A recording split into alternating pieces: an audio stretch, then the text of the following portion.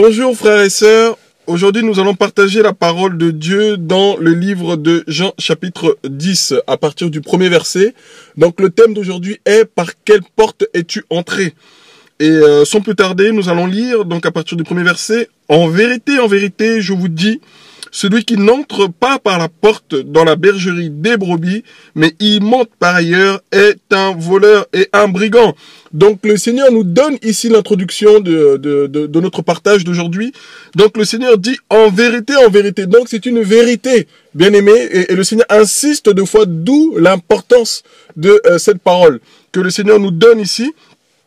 Que celui qui n'entre pas par la porte dans la bergerie des brebis, mais il monte par ailleurs est un voleur et un brigand. Donc, pour aller dans la bergerie, c'est-à-dire l'image du royaume de Dieu, eh ben, il faut y entrer par une porte, bien aimé. Et le Seigneur nous dit que celui qui n'entre pas par la porte, qui est claire, et qui nous dit ici que c'est par une porte qu'il faut entrer, et celui qui entre par ailleurs, il monte par ailleurs dans la bergerie, est un voleur et un brigand. Alléluia. Donc, le message est donné ici. Le Seigneur nous donne directement le message que pour entrer dans le royaume de Dieu, il faut passer par la porte, frères et sœurs. Donc, il y a une porte par laquelle nous devons tous entrer. Et ce n'est pas la porte que nous souhaitons, mais c'est la porte que le Seigneur a mis devant le royaume pour y rentrer. Et si nous ne rentrons pas par cette porte, si nous rentrons par un autre moyen, eh bien, bien aimés, nous sommes considérés comme des voleurs et des brigands. Et nous connaissons comment on appelle ça, le sort des voleurs et des brigands. Bien aimés, eh ben, c'est l'enfer.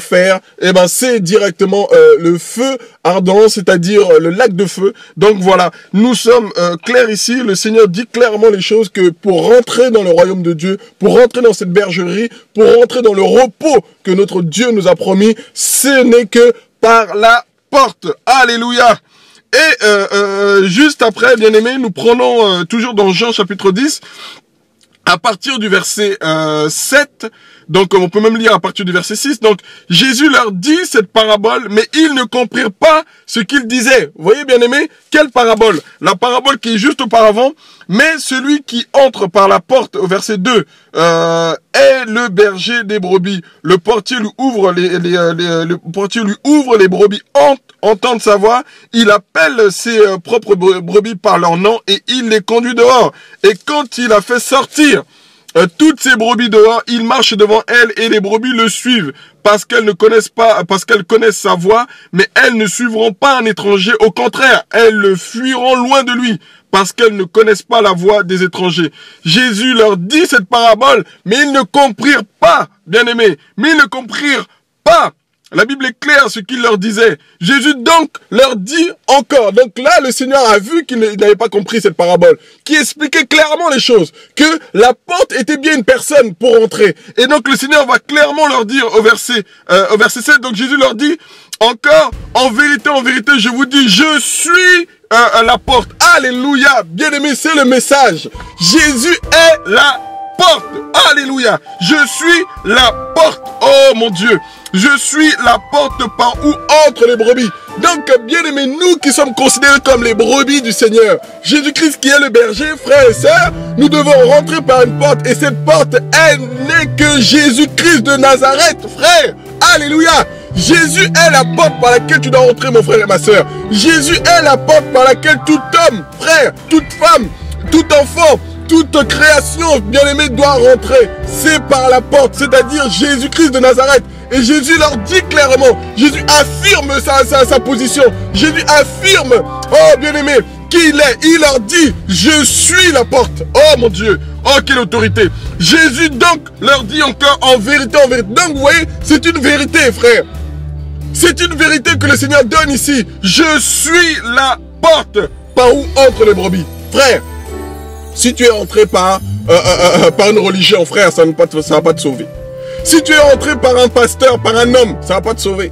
Mais si tu es entré par Jésus, oh frère, c'est pour ça, par quelle porte es-tu entré? Ah frère, par quelle porte es-tu entré? Et nous allons voir dans la parole de Dieu qu'il y a plusieurs portes. Alléluia. Il y a plusieurs portes. Si le Seigneur Jésus-Christ se présente comme la porte, frère, c'est parce qu'il y a une autre porte. Oh mon Dieu. S'il y a la vérité, c'est qu'il y a le mensonge. S'il y a la lumière, c'est qu'il y a les ténèbres. Oh mon Dieu. Frères et sœurs, si Jésus-Christ se présente comme la porte, l'unique porte, c'est qu'il y a une autre porte, qui est une fausse porte. Oh Dieu de gloire. Nous sommes dans Matthieu chapitre 7, à partir du verset 13. Je lis, entrez par la porte étroite, car c'est la porte large et le chemin spacieux qui mène à la perdition. Et il y en a beaucoup qui entrent par là. Mais étroite est la porte et resserré est le chemin qui mène à la vie. Et il y en a peu qui les trouvent. Bien aimé, voilà ce que je disais tout à l'heure. C'est qu'il y a plusieurs portes, frère. Il y a la porte que le Seigneur Jésus-Christ s'est présenté comme la porte, frère, par laquelle nous devons entrer, la porte du royaume, la porte de la bergerie, la porte par laquelle les brebis doivent rentrer. Et, bien aimé, il y a la porte large et spacieuse, frère. La Bible nous dit clairement, entrez par la porte étroite. Donc, c'est-à-dire, il y a une porte étroite et il y a une porte large. Il y a une porte étroite et il y a une porte large, frère. Donc, nous voyons qu'il y a deux portes, frère. Comme il y a deux chemins, il y a deux portes. Alléluia. Et le Seigneur vient et se présente, frère, dans Jean chapitre 10, qu'il est la porte. Et cette porte, frères et sœurs, nous conseille, bien aimés, dans Matthieu chapitre 7, cette porte elle-même conseille par laquelle nous devons entrer. Il dit ici, au verset 13, entrez par la porte étroite, frère. Donc le conseil t'est donné. Le conseil t'est donné, mon frère et ma soeur, que tu dois entrer par la porte étroite, non par la porte large et spacieuse, frère. Tu dois entrer par la porte étroite. Ne cherche pas à prendre des grandes choses dans ce monde, frère. Reste petit. Cherchons petit des petites choses, frère. Pourquoi? Parce que c'est en cherchant les petites choses, frère, que nous allons simplement demeurer dans l'humilité. Frère, pourquoi? Parce que nous devons passer par une porte étroite. Une porte étroite, tu ne peux pas passer avec tout ce que tu veux. Une porte étroite, tu ne peux pas passer avec tous tes bagages. Une porte étroite, tu ne peux pas passer avec tous tes habits, toutes tes affaires qui sont remplies d'or, d'argent, frère. Tu ne peux pas y rentrer avec ton argent. Tu ne peux pas y rentrer avec ton costume et ton cravate. Tu ne peux pas y rentrer, frère. Oh Dieu de gloire, avec ta big church. Tu ne peux pas y rentrer avec tous les membres de ton église. Tu ne peux pas y rentrer avec ta fierté. Tu ne peux pas y rentrer avec ton orgueil. Tu ne peux pas y rentrer, frère, avec ta position dans ce monde. Tu dois y rentrer uniquement avec l'esprit que Jésus-Christ t'a donné, avec la transformation du cœur que Jésus-Christ t'a donné. Tu dois y rentrer avec l'humilité, tu dois y rentrer avec la joie, tu dois y rentrer avec la paix. Pourquoi? Parce que c'est une porte étroite, frère. C'est une porte qui vient scinder, qui vient enlever tout ce que Dieu ne veut pas de nous, frère. C'est une porte qui nous juge, frère. Cette porte étroite. Mais en face, nous retrouvons une porte large avec laquelle tu peux entrer avec tout ce que tu veux. Tu peux y rentrer avec tes fédérations, tu peux y rentrer avec ta position, tu peux y rentrer avec tes titres, tu peux y rentrer avec ton orgueil, tu peux y rentrer avec tes amis du monde, tu peux y rentrer avec ton petit copain, tu peux y rentrer avec ton adultère, tu peux y rentrer avec ton concubin. Voilà, tu peux y rentrer avec ton péché, frère. Pourquoi? Parce que c'est large. Cette porte est large, frère. C'est pour te dire que tu peux y rentrer avec tout ce que tu veux. Mais Jésus nous conseille, frère, de prendre la porte étroite. Ce n'est pas en vain, frère. C'est qu'il y a des choses que nous devons abandonner dans ce monde.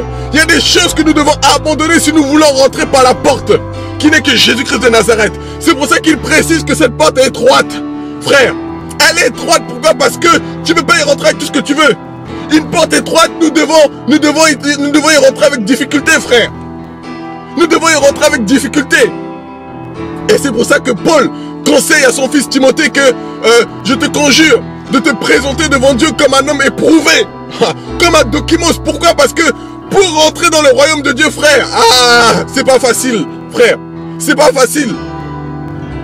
Nous devons passer par des combats, nous devons passer par des épreuves, frère. Nous devons passer aussi par les criblages de l'ennemi, la tentation de l'ennemi. Et à côté de ça, nous avons la chair, frère. La chair qui nous travaille tous les jours. Nous avons aussi les épreuves que le Seigneur nous soumet chaque jour, frère. Donc nous ne pouvons pas y rentrer large, frère. Tu ne peux pas y rentrer de manière confortable, frère. Tu ne peux pas rentrer dans le royaume de Dieu avec ton confort, avec ton assise ici dans ce monde. Mais tu dois apprendre à abandonner les choses, frère. Nous devons apprendre à abandonner des choses pour rentrer dans cette porte. Frère. Et le Seigneur est clair. Entrez par la porte étroite, car c'est la porte large et le chemin spacieux qui mène à la perdition. Vous voyez les conséquences? Cette porte large qui t'est ouverte. Tu peux passer avec tout ce que tu veux. Avec ta grosse BMW, avec ta grosse 4x4, avec tout ce que tu veux, frère. Avec ton argent, ton or. Avec tes billets de banque que tu caches sous ton lit. Avec tout ce que tu veux. Oui, tu peux y rentrer. Pourquoi? Parce que ça te conduit tout droit en enfer. Ça te conduit tout droit à la mort. Mais le Seigneur qui t'aime, le Seigneur qui nous aime, frères et sœurs, nous conseille d'entrer par la porte étroite. Cette porte étroite, au verset 14, nous dit que mais étroite est la porte et resserré est le chemin qui mène à la vie. C'est pour nous dire que pour atteindre la vie, frère, ce n'est pas facile. Pour atteindre la vie, frère, nous devons passer par une porte étroite. Une porte, frère, par laquelle nous devons abandonner les choses. Un chemin qui est resserré. Plus tu vas avancer, plus ça ne sera pas facile. Plus tu vas avancer, et plus tu auras des combats. Plus tu vas avancer, plus tu auras des épreuves. Plus tu vas avancer, plus ta chair va te travailler. Plus tu vas avancer, plus Satan va chercher à te cribler, frère. Et plus ça te forme. Et plus ça crée en toi, frère, oh Dieu de gloire, l'huile, l'onction que Dieu veut. C'est-à-dire le chemin par lequel tu vas passer, frère. Ce chemin, et par cette porte, frère, ça va faire comme un pressage. On va te presser, frère. On va te presser pour faire sortir ce qui est bon en toi. Pourquoi? Parce que le chemin est resserré. Tu as commencé par un chemin qui était de plus en plus qui se referme. Alléluia. Donc nous comprenons que nous ne pouvons pas rentrer dans le royaume de Dieu avec nos caractères, frère. Avec ton caractère irritable, avec ton orgueil, avec l'adultère qui te colle à la peau, avec le mensonge qui colle à ta bouche, avec tout ce que le monde t'a appris, avec la convoitise, avec la désobéissance, frère. Avec l'hypocrisie. Il y en a qui sont experts là-dedans. Ah bah tu peux pas y rentrer avec ça, frère. Pourquoi? Parce que plus tu vas avancer, plus tu seras obligé d'abandonner. Pourquoi? Parce que le Seigneur va te soumettre à des épreuves par lesquelles tu devras abandonner ces choses si tu aimes vraiment le Seigneur. Si tu veux véritablement avoir la vie. Et le résultat de tout cela, c'est la vie, frère. Alors nous devons faire un choix. Où nous voulons la vie, ou nous voulons la mort, frère. Donc, dépendant de ce choix, dépendant de cet objectif, dépendant de cette vision que tu vas avoir, eh ben tu devras faire le choix sur une porte. Si tu veux la vie, c'est la porte étroite. Si tu veux la mort, c'est la porte large, frère. D'où, par quelle porte veux-tu rentrer dans le royaume de Dieu? Par quelle porte? Frère, il n'y en a qu'une, c'est Jésus-Christ de Nazareth. C'est celui que je veux te présenter. C'est celui par lequel nous devons passer, frère. C'est celui qui sonde les cœurs et les reins. À qui personne ne peut mentir, à qui personne ne peut se cacher, frère. Parce qu'il est Dieu, parce qu'il sait tout, il voit tout, il connaît tout. C'est Jésus-Christ de Nazareth, frère. Le Dieu tout-puissant, qui s'est fait porte, frère, pour que nous puissions entrer, qui s'est fait brèche, par laquelle nous devons suivre, frère. Et la Bible nous dit que nous sommes comme des brebis, dans Jean 10, et nous le suivons, il marche devant nous, frère. Et cette porte nous permet de sortir dehors et d'aller dans des verts pâturages, frère. Pourquoi? Parce que cette porte permet de pouvoir sortir. Sortir de quoi? Sortir de la religion, sortir du système des hommes, sortir du joug des hommes, sortir de tout ce que le monde nous a présenté, frère. Pourquoi? Parce que cette porte est une sortie. Nous sortons de ce monde. Alléluia. Frère, oui, mon frère et ma soeur, il y a une porte, frère. Il y a une solution. Frère, ce n'est que Jésus-Christ de Nazareth. Nous sortirons de ce monde que par cette porte. Et Jean, frère, a vu cette porte dans Apocalypse chapitre 4. Regardons, frère. Apocalypse chapitre 4. La Bible nous montre. Jean va voir cette porte, frère, dans le ciel. Oh, alléluia. La Bible nous dit, Jean, Apocalypse chapitre 4, à partir du premier verset. Après ces choses, je regardais et voici une porte était ouverte dans le ciel. Alléluia. Frère, cette porte est ouverte. Cette porte est encore ouverte, frère. Mais un jour, cette porte sera fermée. Mais cette porte est encore ouverte, c'est-à-dire que la grâce est encore là, mon frère et ma soeur. Entre par cette porte, entre par Jésus, donne ta vie à Jésus, donne ta vie à Jésus, entre par Jésus, qui va te changer, qui va te transformer. Parce que dès que tu auras franchi cette porte, frère, tu n'es plus la même personne, parce que Jésus-Christ t'aura transformé. Alléluia! Frère, nous sommes rentrés par cette porte. Et Christ nous a changé. Christ a changé notre mentalité. Christ a changé notre caractère. Christ nous a totalement purifiés, frère. Alléluia. Pourquoi? Parce que cette porte te purifie. Cette porte te sanctifie, frère. Parce que c'est Jésus-Christ de Nazareth. Et je t'encourage, je te fortifie à passer par cette porte, à entrer par cette porte, frère. Parce que cette porte va te faire sortir de ce système, de ce monde. Va te faire sortir de la religion. Va te faire sortir des jougs des hommes. Jésus-Christ de Nazareth. Oh, mon bien-aimé. Frère, c'est lui que je veux te présenter. Il n'y a que lui par lequel nous puissions être sauvés, délivrés de ce monde. Ce n'est que Jésus-Christ de Nazareth. Frère, cette porte est ouverte, grande ouverte. Et elle est présentée au ciel, frère. C'est là que tu veux y aller, c'est là que nous voulons aller, frère. Donc il n'y a qu'un seul chemin, il n'y a qu'une seule porte, frère. Il y a un seul Dieu. C'est Jésus. Frère. Toujours un. Frère. Il n'y en a pas deux. D'où le frère, les frères, mes sœurs, nous devons nous positionner, nous devons faire un choix. Et le choix que tu vas faire de la porte que tu veux prendre, frère, dépendra de là où tu iras. Si tu choisis la porte étroite et resserrée, frère, eh bien c'est la vie qui t'attend. C'est le repos qui t'attend. Mais si tu choisis la porte large, le chemin est spacieux, frère, c'est l'enfer, c'est la mort qui t'attend là-bas. Et Jésus-Christ, par sa parole, veut que nous puissions avoir la vie. C'est pour ça qu'il se présente dans Jean 10 comme la porte. Frère, comme la porte. Et si tu ne rentres pas par cette porte-là, frère, tu ne seras pas revêtu. Tu ne seras pas revêtu de l'habit de noces. Tous ceux qui passent par la porte sont revêtus. Alléluia! Si tu ne passes pas par cette porte, frère, tu ne seras pas revêtu. Tu ne seras pas revêtu de l'habit de noces, frère. Et tous ceux qui n'ont pas cet habit de noces sont jetés dans les lacs de feu. Sont jetés, frère, dans le dehors, dans les ténèbres, frère. Regardez cette parabole. Nous allons terminer avec cette parabole, frère. Dans Matthieu 22. J'ai dit cette parabole. Matthieu 22, du premier verset jusqu'au verset 14. Alors Jésus prend la parole, leur parla de nouveau en parabole et dit: le royaume des cieux est semblable à un roi qui fit des noces pour son fils. Il envoya ses serviteurs pour appeler ceux qui avaient été conviés aux noces, mais ils ne voulurent pas venir. Il envoya encore d'autres serviteurs disant: dites aux conviés, voici j'ai préparé mon festin, mes bœufs, mes bêtes grasses sont tués et tout est prêt, venez aux noces. Mais sans tenir compte de l'invitation, ils s'en allèrent l'un à son champ et l'autre à son trafic. Et les autres se saisirent de ses serviteurs, les outragèrent et les tuèrent.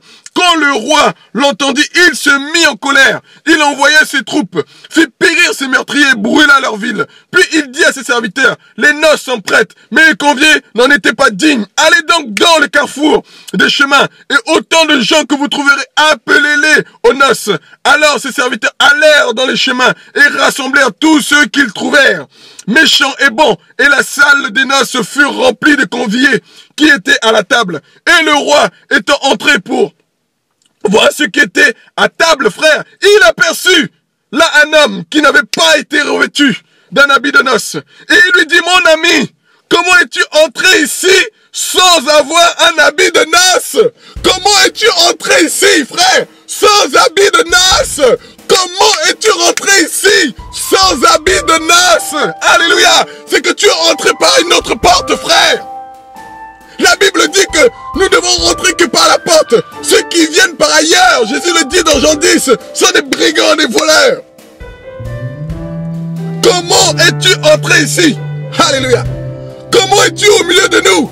Frère, nous pourrons dire la même chose dans les assemblées, dans les églises locales. frère, ici et là, comment es-tu venu au milieu de nous? Oh oui, j'ai rencontré le Seigneur Jésus, oui, c'est bien. Mais comment es-tu entré? Frère, as-tu fait la rencontre avec Jésus? Le roi lui pose la question ici. Comment es-tu entré, mon ami?